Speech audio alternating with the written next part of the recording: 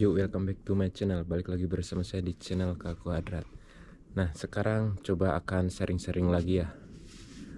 Ada kemarin ya yang nanya ke saya itu, Bang, kenapa di Jepang itu ada yang gaji kecil, ada yang gaji besar? Itu kenapa ya alasannya? Nah, jadi di video kali ini kita akan membahas masalah itu, tapi setelah yang satu ini.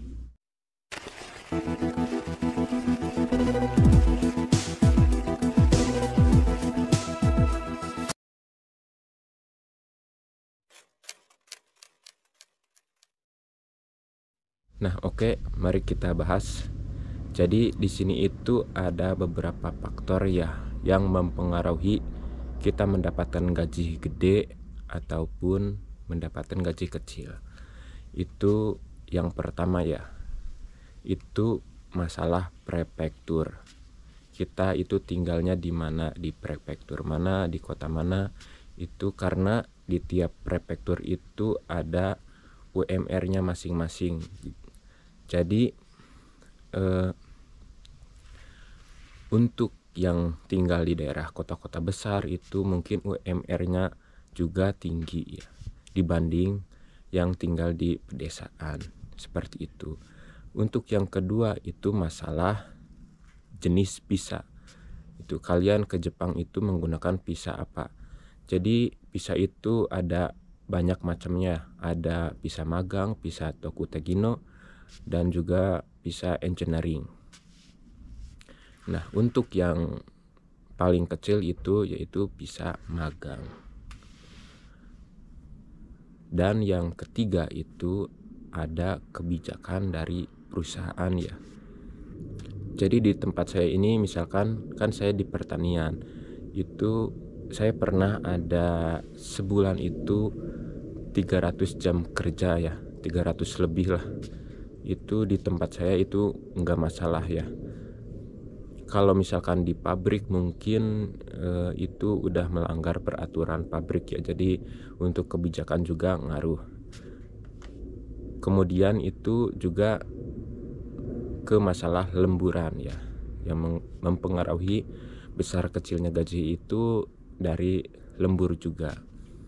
Nah, untuk yang di pabrik ya, sepengalaman saya pernah di sini itu pas di pabrik ya, kerja di Jepang, di pabrik Jepang itu maksimalnya lembur itu 40 jam per bulan ya. Jadi jangan sampai 40 lebih untuk jam lemburnya. Nah, yang kelima itu masalah shift malam ya. Jadi untuk kalian yang sering bukan sering sih, emang tiap minggu ya mungkin di rolling shift pagi, shift malam, shift pagi, shift malam, jadi kayak gitu. Nah, jadi yang sering shift malam itu gajinya mungkin agak lebih ya, karena shift malam itu gajinya lumayan gede ya, karena ada banyak tunjangan ya. Nah, mungkin itu ya dari saya faktor-faktor yang mempengaruhi besar kecilnya gaji seseorang yang kerja di Jepang. Tapi buat kalian yang gajinya kecil ataupun gajinya besar, tetap aja disyukuri ya. Jangan sampai merasa kecewa, jangan sampai merasa pas jauh-jauh ke Jepang gitu dapat gaji kecil. Jangan sampai seperti itu, tetap disyukuri saja.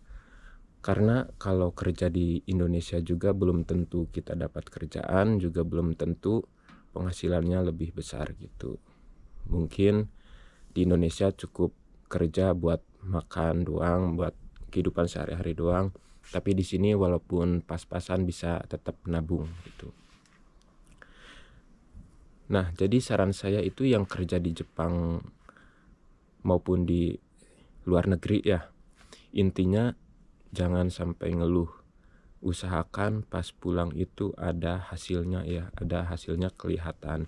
Mau dibuatkan rumah, mau dibelikan sawah gitu, mau buat usaha, itu kan kelihatan hasilnya gitu.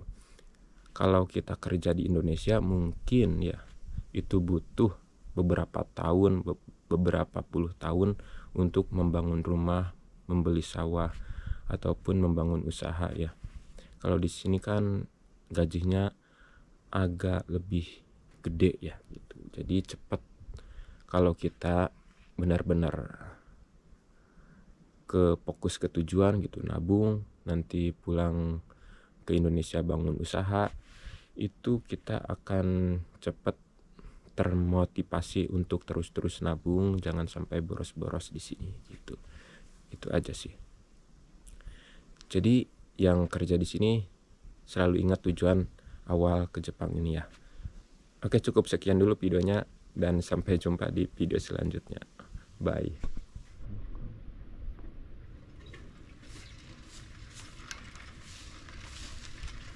Konnichiwa.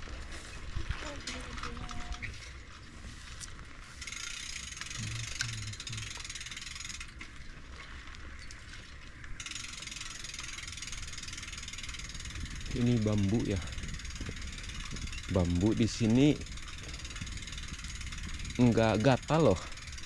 Saya dulu pernah tebas-tebas ini bambu, nggak gatal loh. Kalau di kita kan bawahnya kan ada gatal gitu.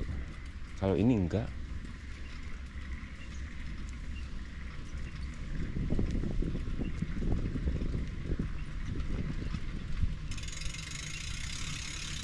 Kemana kita?